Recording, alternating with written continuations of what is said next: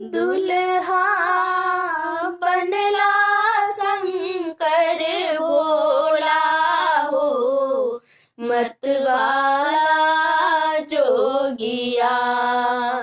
पिंगल जटा नाग लपटौलनी, घर में मुंडक माला। अंग मशानक भस्म समौलनी, पहिरलनी बगछाला हो, मतवाला जोगिया।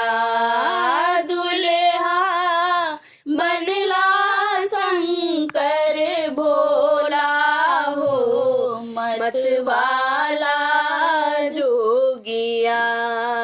बाल बाल विधु बिहुसी समारलनी, आभूषण में व्याला। कर त्रिशूल में डमरू टंगलनी, बरद विमुख बचरला हो, मतवाला जोगिया। दुल्हा बनला शंकर भोला हो, मतवाला जोगिया।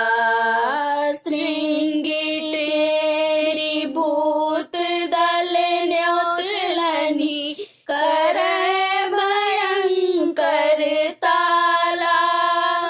बिहरि बिहुसी शिवक छवि है रति, बरसावती फूल माला हो, मतवाला जोगिया। दुल्हा बनला शंकर भोला हो, मतवाला जोगिया।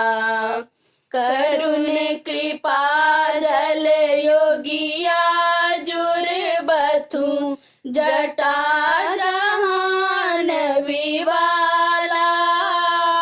करुण कृपा जल योगिया, जुर्बथु जटा जहान विवाला।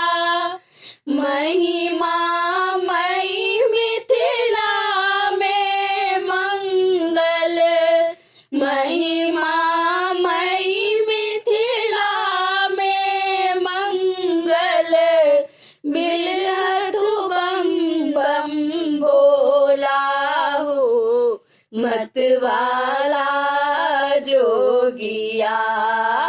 दुल्हा बनला शंकर भोला हो, मतवाला